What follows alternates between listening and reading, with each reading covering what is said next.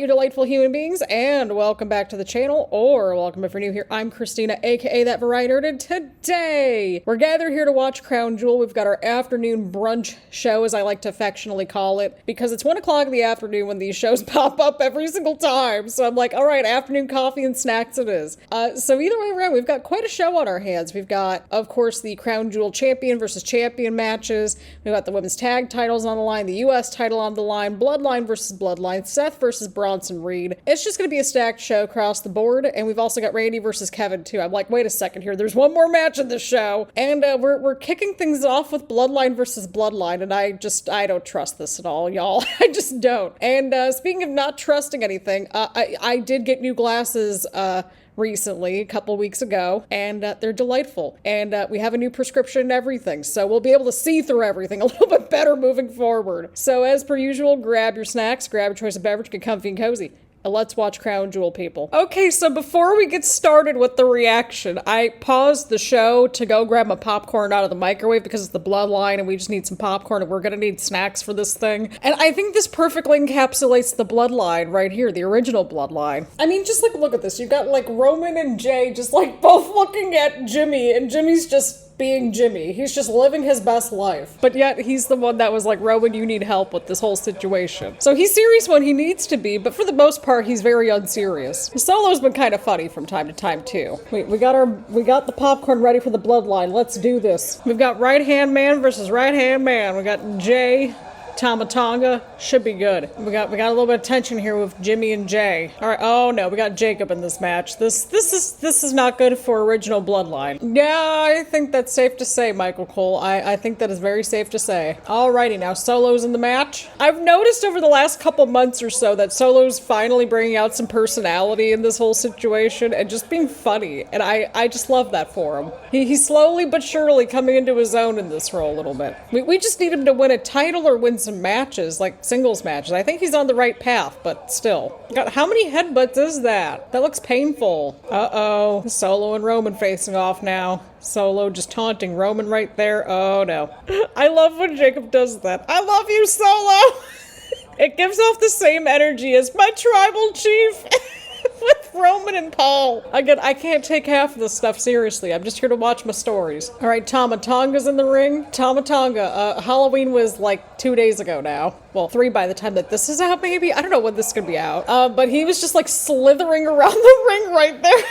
We got the Eat Chance. Jay's back inside the ring in the match. I'm so proud of main event main character Jey Uso. So proud. Jacob's unreal. I don't know how else to word it. He's just unreal, dude. He's truly unreal. That's the match I want to see. I want to see Jacob versus Roman at some point. I don't know how we would get to it, but it doesn't seem far-fetched now, I don't think. Oh man, why am I at an angle? It's been a family feud since at least, well, the beginning of the Bloodline story. What are we going on about? Because remember, this whole thing started with, like, Roman, Jay, and Jimmy. Like, this has been a family feud this entire time. It's just that in the middle there for a little while, everybody was a little bit more aligned, even with the tension that was kind of along the way. We've been watching the story on the reactions for, what, like a little over 2 years now. We've seen the moments. We've seen the patterns of behavior. We've seen all the shenanigans. There goes Jacob against Solo! I love you! Listen, I would be terrified of either side of the Bloodline, but especially Jacob at this point. Oh my god, Tamatonga just did like the Donnie Thornberry thing, and the crowd joined him on that. I don't know what else to call it. He sounds like Donnie Thornberry from the Wild Thornberries when he does that. What are we calling the Tamatonga thing when he does that, like, noise or whatever? Like, what are we calling it exactly? Somebody fill me in on the lore. Here we go. Tribal Chief versus quote-unquote Tribal Chief. Roman versus Solo. Here we go. Oh, I heard that. There goes Roman. Oh boy, here we go. Oh, okay, I like this panned out shot that we have of the stadium. That's kind of cool. I get so suspicious when we get really close up like this. It's like, I feel like something's gonna go down soon, because it's the Bloodline. Oh, yep, Solo caught Roman. Oh, and there goes the Superman punch. Never mind. Did we ever establish how Solo got the Ula Fala? I know I keep asking this on the SmackDown reactions, but we never heard, like, how it happened. Oh boy, everything's starting to fall apart now. Jimmy's going after Tamatonga. There goes Jacob. Now this is a match I'd like to see too, Jacob versus Jay. And not just because it's fun to say. There goes Jay! Oh no, oh no, oh Jesus. You can't stop Jacob Fatu at this point, you just can't. can't. I think we need to accept that at this point. Oh no, of course the referee's down. It wouldn't be a Bloodline match without a referee going down. We call this little thing around here Bloodline Shenanigans. Now, again, that's the match I want to see. I want to see Jacob versus Roman. That moonsault is always so cool. Oh no, Solo. Oh my god, Solo just pinned Roman. Now, I know there were shenanigans involved, of course, but this was a win. This was possibly the pinfall, the win that Solo needed. I know it's a tag team match and everything, but still, he pinned Roman flat out here. Like, I had a feeling that, like, Bloodline 2.0 was probably going to pick up the win, but I thought maybe Jimmy or Jay was going to eat the fall. I didn't expect Roman to eat the fall. Roman's getting up, or he was trying to anyway. Oh no, the Bloodline. They're just going after Jimmy and Roman. It's a 4-on-3 situation. And this is how we're going to set things up for War Games, right? And there goes Jay. Jay's back. I think the crowd's chanting for Sami, which that would 100% make sense. Oh no, they got a steel chair now in the middle of the ring. Oh no, leave Jay alone. Oh! The honorary oos! Come on, Sami. Get down there faster. Do it for Jay, Sami. Do it for Jay. Oh no, I'm so suspicious about everything. Because remember how Solo and Sami were interacting this past week on, I think it was Raw, right? Also, how did the Bloodline end up on Monday Night Raw too? I thought there was a brand split. I have so many questions, and none of them get answered. Well, sometimes they get answered. Not all the time, but sometimes they do. Oh, I'm so nervous. Oh! There goes Sami! Jimmy and Jay are going in there now. Now Roman's involved! People, our honorary oos might actually be back after all. I'm so happy to see this. That feeling oosy segment is still one of my favorite segments. It just cracks me up every time. Solo's in there by himself now. But I need to know what Kevin Owens thinks of this whole situation with Sami helping the Bloodline out too. Oh no! Oh, Sami accidentally got Roman. Or was that an accident? Solo's reaction, he was just like pointing and laughing up the ramp there. That was funny. It was an accident, dude. Oh no, now we got some tension with Jimmy and Jay over Sami now. Well, Roman's just watching. But remember, Sami technically turned on Roman, but Roman was kind of like not letting Sami into the Bloodline. Like that whole situation there, so... Again, this is all coming full circle. I love this for us. I love this for me. Alrighty, overall the match was serviceable. I didn't expect the ending. I didn't expect Roman to take the pinfall, so that kind of caught me for a pleasant surprise, so I'm kind of okay with that. But again, it was more of the story that was more at play over here, of course, with Sami coming out at the end, and just kind of throughout the match too, seeing Roman and Solo interact and having their moment and everything. I thought that was a nice little story continuation just with those two alone. But I overall enjoyed this match for what it was, and especially the story, because again, like I always say over here, I'm here to watch my stories. So mainly because of the story. The match was still good too, but for the story alone, we're going to give this a thumbs up. This was good. Alrighty, people, here we go. We got Bianca and Io kicking things off here. We got the Fatal 4-Way Women's Tag Team title match. We got Bianca and Jade defending against Io and Kairi, and then we've got Chelsea and Piper, and then we've got Lash Legend and Jakara. That is all exciting. Lash and Jakara's first PLE and all that, and it's in a title match, so I consider that a big win. Bianca and Io just have really good chemistry together. They always have good matches. Something I never understood, and this might be a me thing or just me missing part of the assignment or something, but like, if there's a Fatal 4-Way tag team match, why are there only 2 people in the ring? I feel like having 4 people would make sense, because there's 4 teams, and in a Fatal 4-Way, there's 4 people in the ring. I love everybody's outfits, but I really love Chelsea and Piper's outfits. Michael Cole during her entrance was like, what is Chelsea wearing? And I'm just like, it's Chelsea. She's gonna wear what she wants to wear. The Meta Girls just got in this match, like, what? They haven't even been tagged in yet, Corey Graves. Like, are we watching the same match? Here we go, Jakara and Lash. Let's see what they can do here. Nice move right there. Okay, that just happened right there. That just happened. Okay. Oh boy. Okay. We've got Kairi and Jakara now. I know we're not really chit-chatting about this match too much, but like, there's just so much going on at once. That didn't look too good for damage control right there. Not at all. Here we go. Oh, Piper's now in the mix. This could be kind of good here. Io versus Piper. Oh, there goes Kairi now. Oh, no. Oh, this isn't good. This isn't good. Oh, ouch. Oh, there's Bianca. This is what I'm saying. Why don't we just have like a Fatal 4-Way in the Fatal 4-Way tag team match? All right, we got Jade versus Lash. This could be good. But like, okay, so I think it's Io and Piper. They're the legal people in this match, right? Again, this is why we just need a Fatal 4-Way. See, this is what I'm saying. Michael Cole's even trying to figure figure out who's supposed to be in this match. You can do it, Chelsea. She got caught by Piper. That's amazing. Please keep Piper and Chelsea together as long as possible. They're so entertaining together. And Io's just so good. They're chanting, "This is awesome." That's so cool. I love that. I mean, hey, they got the people back into the match, so we'll take that as a win too. Oh my god, there's so much happening now. You know, I think it took a minute to kind of get into the match, but again, that's kind of how it's supposed to go. Like, you start out, you know, a little slower, then you kind of build up throughout the match, and that makes sense to me. Y'all, there was so much just happening there, and I'm not mad at it, because I like how everybody's getting a little chance to shine in this match, and I think that just makes logical sense to me. Especially, of course, Jakara and Lash, because, well, it's their first PLE. They want to show what they can do, and that makes sense. And then there's Chelsea. Yep, Chelsea got caught. Oh, but there's Io, though. Io's right there. I think Io and Piper were the same people that were supposed to be in this match, right? Well, there goes Kairi going after Jakara and Lash. Oh, never mind. Even Kairi's reaction was great right there. Okay, that was cool. There's Piper. Okay, that was kind of cool there from Chelsea and Piper. That was kind of unique. Chelsea deserves all the chance. She's been doing great this year. She's entertaining, she's consistent, and she understands her assignment every time. Oh no, poor Chelsea. Chelsea can't catch a break. There goes Jade and Bianca now. Yep, they're gonna retain, I think, right? Unless if something crazy happens at the end, but Jade and Bianca retain the titles, but I like this match. This was a good match. Everybody kind of got to show what they could do in this match.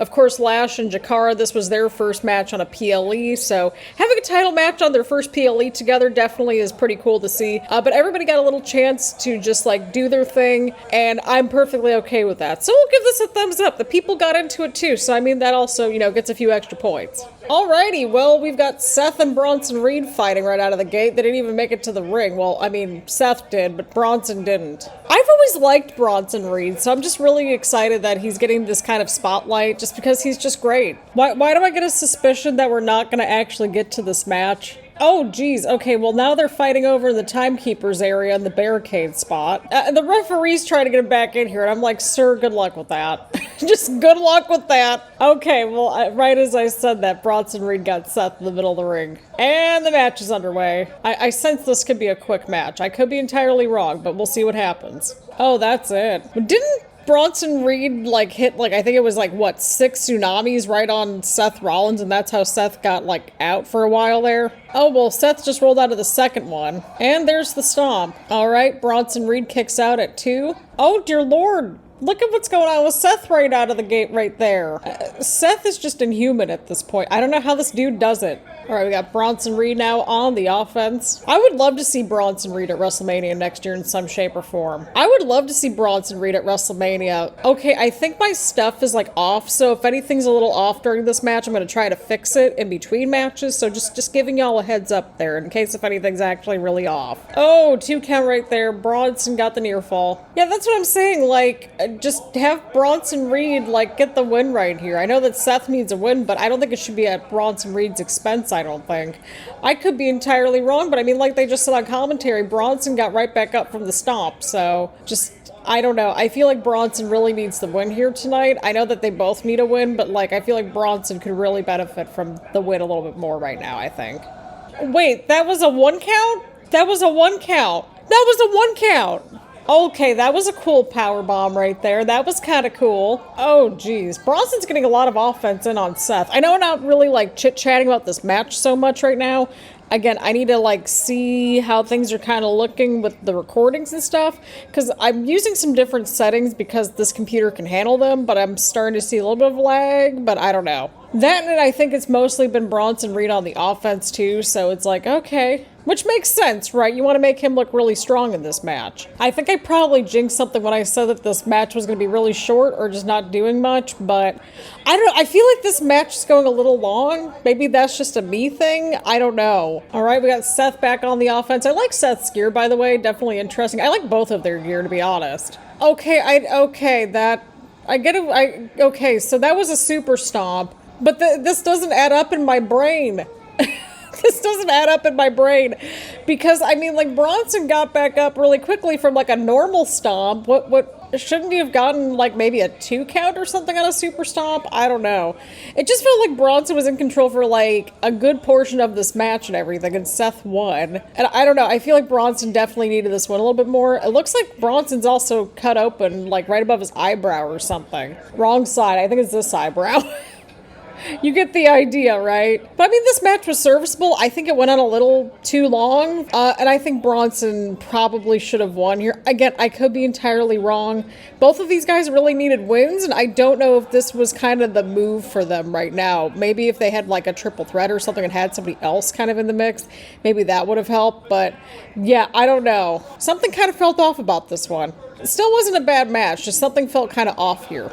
Alrighty, we're out of the gate with Liv versus Nia, and I can just smell shenanigans. But from what I can see so far, and until further notice probably, right, Liv might just be able to just do her own thing and get to, you know, show what she can do. Because she's good in the ring, and I like Liv. I've always liked Liv, but my God, I'm so tired of the Judgment Day at this point. I know I've been saying it for months now, but I'm so tired of them, and I was a huge proponent of them.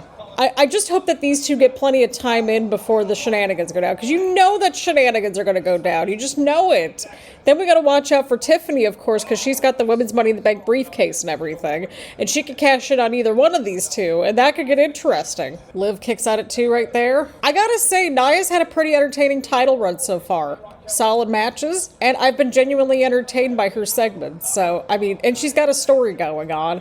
And, well, she doesn't have the Judgment Day or Dom to deal with. Like, she's had some overarching threads, too, like with Tiffany and Bayley and Naomi and everybody else. So, I mean, it all works out. Can we shut up about Dom on commentary and focus on the title match? Michael Cole was heading in that direction. This happens every single time on commentary. They focus so much on Dom. And I get it because he's with Liv. I understand. I just don't like it because we should be focused on the match. Yeah, about that, I don't know if Liv's gonna win this thing or not, unless if some shenanigans go down. Liv's in trouble! Oh, that should be it, right? I would think that would be it, but Nia was showboating there, so of course she's not going to win the match. What did I say? Tiffany's coming down. I mean, we saw this at Bad Blood, right? Tiffany was trying to cash in on Nia and Bayley, right? Oh no, Nia caught her again though. Listen, just cash in on Liv. I know that these two have been kind of like not on the same page and everything, but please, maybe cash in on Liv. Nia, Tiffany has every right to be there. She's Miss Money in the Bank, and you've got 2 champions right there, and they're fighting. Wait a second here, I just realized this. So if Tiffany were to cash in this match, would she also get the Crown Jewel championship too? Because she technically won that match? I don't know. Tiffany's got the right idea though. She's like kind of gauging it. She's sticking around, making sure that she can go in to get the title. She's lurking around there. She's being smart about this whole situation. Oh no, but there's Nia. Nia's right there though. Oh, of course Liv. Liv's right there. Okay. Well, hey, that's one way to win. Oh, there's stupid Dom at ringside. Of course he's there. Like, what does he even do? Like, I really mean it. Tiffany, grab the briefcase and run. Liv, you need to keep your eyes on the prize. Oh, this is a mess. Well, Nia just, like, ran right into everybody. She's just like, I can't be bothered with any of these people at this point. I just want to win this match, and I can't blame Nia. That's right. Keep your eyes on the prize. Okay, there's Tiffany's briefcase. I was wondering where it went to. Oh, the briefcase is right there. Oh, but the referee caught the briefcase, but Raquel's probably somewhere, right? Yep, there she is. Oh, God. I knew this was going to be a mess, but my God, this has been very messy. We were doing so good. We were doing so good. Oh, great. Now we're never going to hear the end of this. Yeah, and it took, like 3 or 4 people for Liv to beat Nia. I get that it's, like, again, kind of the Bronson Reed situation in a sense where it's, like, it makes them look strong in defeat, but, like, why do we have to have Judgment Day shenanigans all the time? I'm tired. And, like, this has been going on for far too long. It's like we have so much interesting stuff over on SmackDown with the women's division. It feels like everybody's got, like, you know, something going on over there. But, like, on Monday Night Raw, it's like just Liv, Raquel, and Dom. And like, Rhea popping up here and there. But Rhea got taken out of the NXT parking lot, so who knows when we're going to see her next time. So it's like there's nothing really going on the Raw women's division. Like, maybe that's just a me thing, but I wish they would put that energy that they've put on NXT and to a certain extent SmackDown, right? Like, at least on SmackDown, everybody's doing something. So, I mean, that's a win right there. Put some of that energy over on Monday Night Raw. Like, we're all tired of it. We need a break from Liv and Rhea, and we need a break from the Judgment Day. All right, it's like, this is Christina's monthly Judgment Day rant. Oh, Lord. Yeah, what a mess. All right, Kevin. Kevin's going after Randy with the chair. I mean, again, like I've been saying on the SmackDown reactions, I can't really blame Kevin Owens for getting mad in this whole situation. And I need to know what Kevin's got to think about this whole Sami and Bloodline situation, because they were in it together, like, you know, that whole Roman and Kevin storyline. Like, it was like, what was that, like almost 2 years ago now, with that huge turn at Rumble, I think it was 23. Yeah, it was the huge turn at Rumble 23 with Sami aligning with Kevin again and all that good stuff. So I just have so many questions. And then, of course, well, Cody teamed up with Roman. Randy, well, like, he kind of sided with Cody a little bit because he understood why Cody needed to team with Roman, even if Kevin wasn't having any of it. So I think this is a situation where it's like, is this really a heel turn, though, for Kevin, if we understand why he's mad at everybody? I know we're, like, more or less chit-chatting rather than talking about the match, but the match hasn't even started yet. So, I mean, there's that. There's something broke inside of Kevin Owens. Corey Graves, have we not been paying attention to the same show for the past few years or so? Kevin's had to deal with the Bloodline for Lord knows how long at this point. Sami went back to the Bloodline, and I'm going to presume that Kevin's going to be mad about that. Cody teamed with the Bloodline and everything. Oh my god, okay, well, Kevin just attacked the referee after the referee tried to get the chair away from him. Is this match actually going to start? Because we got the producers and the referees all freaking out. But, like, Seth and Bronson Reed still had to continue. Am I following this? Well, okay. Listen, I just want a little bit of consistency in my wrestling at times, okay? I need some logic. I mean, hey, the people were into this. It wasn't really a match, but it was a moment. And I mean, this is really the beginning of their story when you really think about it. Like, yeah, they were aligned with each other and everything, but this is like the very start of the story here in a lot of ways too. So, that all just happened. I'm going to give that a thumbs up just because I want to see where things are going. Alrighty, you delightful humans. We're here for the Triple Threat United States Championship match with Carmelo and Andrade going up against LA Knight. LA Knight with the cool custom title. I believe there's also a replica title on the Shop Zone, so that's cool. Listen, we are proud of LA Knight and his title reign so far. This is title defense number 5 in a little over 90 days. I know a couple of them were like back-to-back weeks, I believe, if I remember correctly, but shh. It still counts. This is still an upgrade. We gotta appreciate what we have right now after the mess that we had to deal with the prior U.S. champion. I sense that LA Knight's going to retain the title, and I would be perfectly okay with that. We're totally not being biased. I would like for us to get a proper end to Andrade versus Carmelo, though. That, I will say, was a little weird, but here we are. Oh, LA Knight just tripped Carmelo right there. Listen, that Dwayne Wade statue is objectively awful. I think we can all agree on that. Okay, I don't know what that was, but I guess they sort of helped each other out there? I don't know what that was, but we're gonna roll with it. Okay, just like we're gonna apparently roll with the weird camera angle. Oh, okay, that was kind of cool there. Andrade tried to go for the pin there, but LA Knight was like right there. This has really been a great use of Andrade and Carmelo. I mean, I'm all for it. You know, they had some good matches, and I mean, it's a simple story, but it works. Again, with a mid-card title, I don't think you need like an elaborate story. And honestly, with stories, I don't think they need to be elaborate in the first place. But, you know, it's a simple story and it works. And I like all three of these dudes, so I'm cool with this. Oh, geez, he just like went outside the ring with that moonsault there. This is awesome chant going, and I would have to agree, this match has been pretty fast-moving so far. Definitely the match that we needed at this point. Carmelo missed. Oh, there it goes. Oh, nope. Oh, Carmelo, nope. Okay, nope. It's like, where is this all going? Everyone's just countering everything except for Andrade's elbow now. Oh, but there goes Carmelo. I mean, hey, he did a little bit of extra damage on LA Knight, so Carmelo's understanding his assignment a little bit here.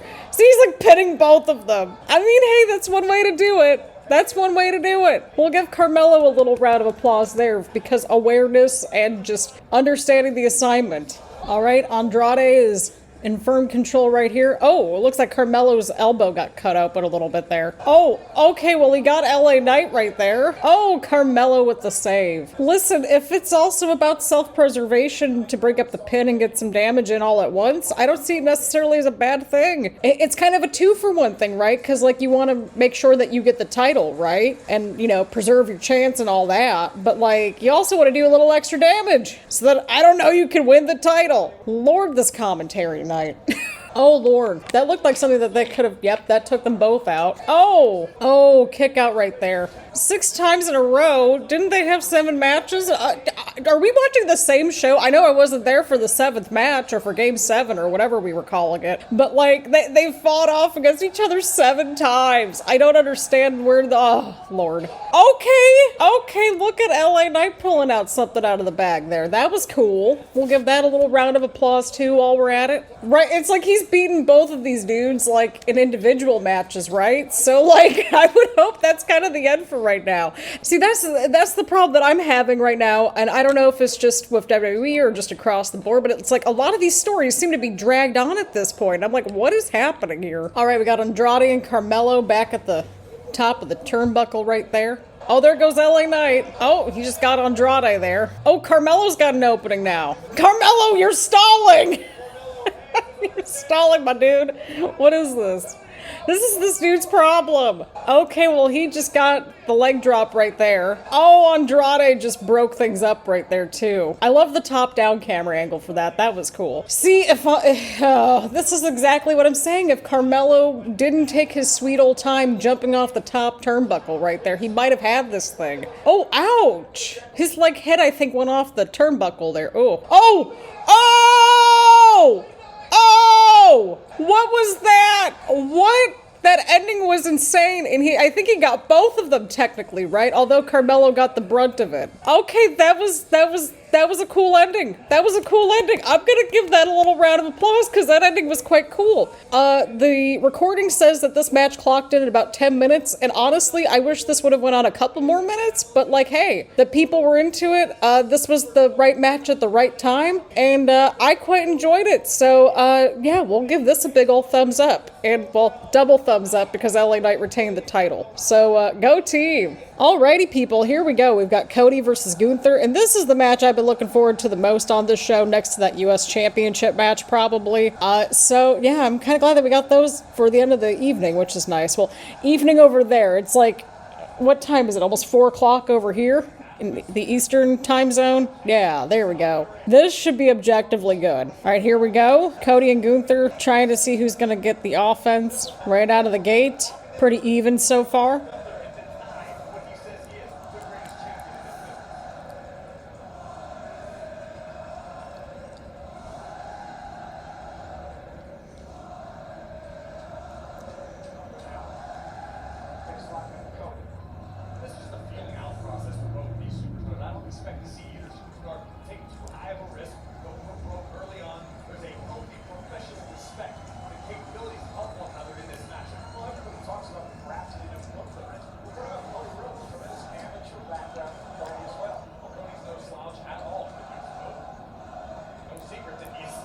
All right, here we go. Cody trying to get the offense right here, but Gunther with the counter, and they're in the feeling out process. This makes sense. This is just kind of boiling down to, like, who's the better champion, who's the better wrestler, and sometimes that's just all you need for one of these shows, right? And I mean, like, when you got Cody and Gunther, just, like, those two names alone in a match, like, you know you're gonna get something good. All right, now Gunther's in control right here. Cody's trying to get back up on his feet, though, and he does. Again, we gotta slow things at the start here. This makes sense. It's the main event. We gotta take the people on a journey. All right, well, they're both back on their feet. Fans are going crazy. And I mean, like, these two have just been mostly, like, chain wrestling and stuff a little bit. This is how we know we got something special on our hands, potentially. I love the recap. Kevin versus Randy. Match never officially begins as chaos ensues. All right, they're picking up the pace a little bit here. Makes sense, makes sense. You need to get some more offense in on each other, mostly with Cody and Gunther, right? I get the feeling that some shenanigans are going to go down, right? Because, I mean, like, neither Gunther nor Cody can afford to lose here, right? At least that's what I'm thinking. I could be entirely wrong here. I mean, if they lose to each other, that makes sense because it's like they're the champions. And maybe I just answered my own little stupid thought or question right there. But like, how would you like have this to where somebody looks strong in defeat, right? Oh, ouch. Yeah, no, that would be strong in defeat right there with that chop from Gunther. Oh man, we're on the outside of the ring. Man, things are picking up. Things are picking up here.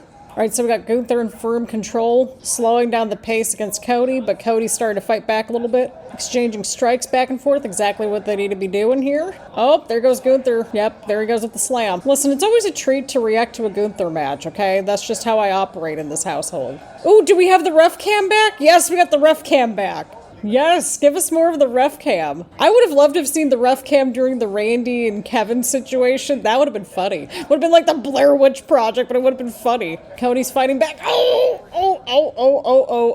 the chop to the back. That sounded painful. I mean, listen to the crowd. It's kind of like the air gets kind of sucked out of the venue whenever Cody's not on the offense or anything. Oh, slam from Cody right there to Gunther. Uh-oh, we're at the top rope. We're at the top turnbuckle. Looks like Gunther might have Cody, possibly, but Cody's trying to block Gunther right there. Cody with a superplex. Yeah, they both need a minute after that. Just give them some time. Oh, nice catch right there from Cody. Cody's right on his game right here. He's right on his toes. I don't even know what that was, but we're rolling with it. We're just rolling with the punches like Cody's rolling with the punches here. Oh, Cody cutter. I know not as sing-songy as we usually do, but it's the enthusiasm that counts, right? Oh, Gunther's got him! He's trying to move, but he's gonna be in there for a minute. He's gonna be in there for a minute, y'all. Cody's trying, but Gunther is just, yep, he's still on him. Oh no. Oh, he might have the sleeper possibly. Oh, no, Cody's squirming around. He's trying to get, okay, he got to the ropes. German suplex! See, that was a little bit more sing-songy there. Oh man, Gunther's got Cody. I don't know how Cody's gonna get out of this now. Yep, there goes Cody, there goes Cody. Cody got out, and he created space and some offense. And well, there's Gunther once again. Nope, Cody with the counter. Cody, quit stalling. Okay, there we go. I was worried that he was gonna stall there for a moment. I think he just took an extra second there, but... Oh, Cody kicked out. I can't believe it either, but I mean, Cody is pretty durable. He can hang in there. All right, we got Gunther just slapping Cody, just toying around with him and being disrespectful to Cody in the corner there. There we go.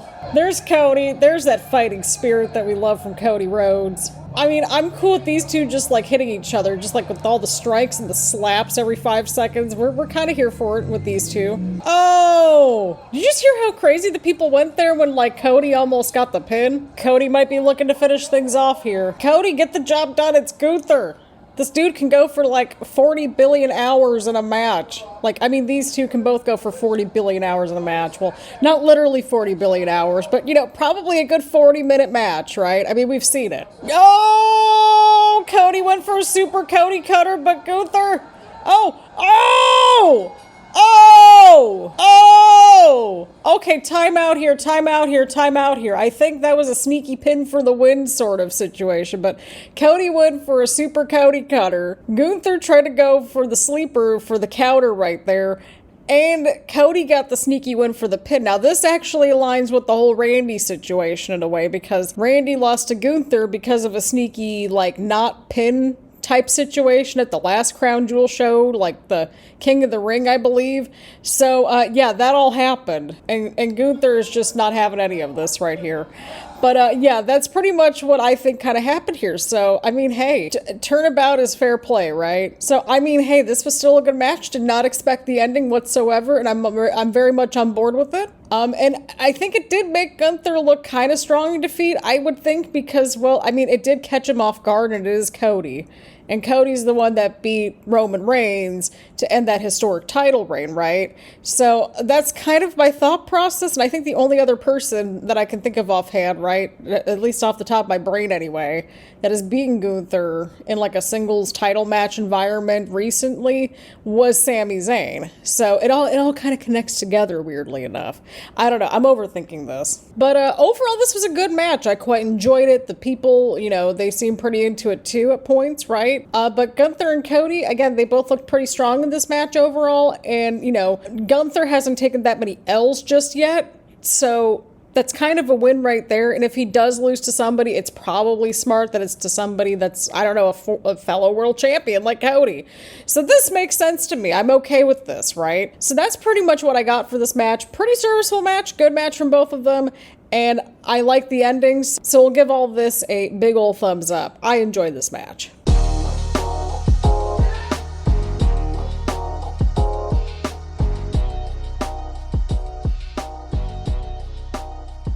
Alrighty, friends, let's have a little chit-chat about Crown Jewel, shall we? So, I don't know if anybody else felt this same energy or the same vibe, but something felt really off about this show. I think it was because we started out pretty strong, right? We had the Bloodline, and then, like, I was seeing some posts on X about just like, oh, the Bloodline's kind of falling apart, like some things were off, and I kind of felt that too a little bit. But I think it was sort of to help with the storytelling in a way where it's like, okay, maybe Roman, Jimmy, and Jay are not really on the same page. And that was kind of what I suspected kind of in the lead up to this, right? Then, of course, we had the women's tag team match, one of the big highlights of the show for me. Everybody just crushed in that match. They had enough time to kind of just do what they, do, get a little chance to shine, and just show what they can do. And, I mean, hey, it was Jakara and Lash's first PLE match on the main roster, so I thought that was pretty cool, too. And those two just absolutely crushed it. But everybody had their moments in that match. I enjoyed it. The Crown Jewel title matches, like the Cody and Gunther match was fine. Nia and Liv, I'm sorry, but Liv does not need all that interference every single time. Like, it's getting to, like, almost peak Bloodline shenanigans levels of, like, interference at this point, right? And I'm kind of completely over it. But either way, I did enjoy Cody versus Gunther. I also quite enjoyed the U.S. title triple threat match. That one was just the right amount of time, I think. I felt like I could have went a couple more minutes maybe, but the ending was cool. I also really liked the ending of the Cody and Gunther match as well. So there were some highlights, but this show just kind of felt a little flat to me. It kind of just felt weird to me. I don't know how else to word it. Like, the first two matches I was on board with, but then the middle of the show just kind of felt a little dragged out, and that kind of hit the momentum for me a little bit. And then the end of the show kind of picked up, so I was okay with that. So I think for me, this was kind of a middle-of-the-road show. But let me know what y'all thought about this Crown Jewel down in the comments down below. Leave a like, leave a comment, make sure to hit the subscribe button, and hit the bell button to get notifications around here and that sort of thing. Again, thank y'all so much for tuning in, and I will see you all in the next one.